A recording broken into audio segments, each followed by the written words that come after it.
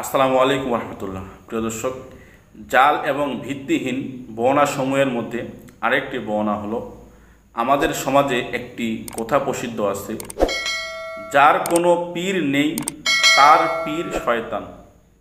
এই এবারত হলো, মা লাইসা লাহু শাইকুন ফাশাইকুহু ইবলিসু। যার কোনো পীর নেই তার পীর শয়তান। প্রিয় দর্শক, এটা রাসূল সাল্লাল্লাহু আলাইহি ওয়াসাল্লামের হাদিস নয় এবং এটা জাল এবং ভিত্তিহীন।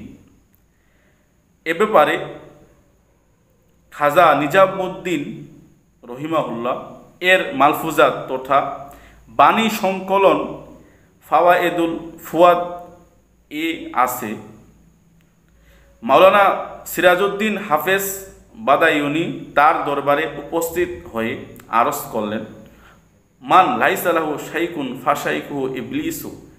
এই এবারতটা কি রাসূল সাল্লাল্লাহু আলাইহি ওয়াসাল্লামের হাদিস? অর্থাৎ যার পীর নেই তার পীর শয়তান, এটা কি রাসূল সাল্লাল্লাহু আলাইহি ওয়াসাল্লাম বলেছেন? এটা কি রাসূল সাল্লাল্লাহু আলাইহি ওয়াসাল্লামের হাদিস?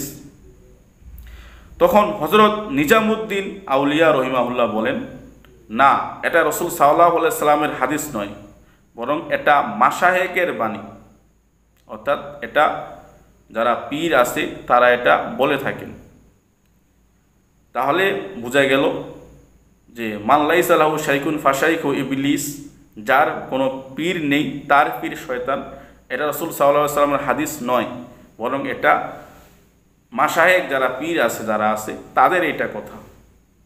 দলিল খায়রুল ফাতোয়া ১ নম্বর খণ্ড ৩৬১ নম্বর পৃষ্ঠা এবং ইমদাদুল ফতুয়া ৫ নম্বর খণ্ড ২৩৬ এবং ২৩৮ নম্বর পৃষ্ঠা এবং তাসাউফ অর্থাৎ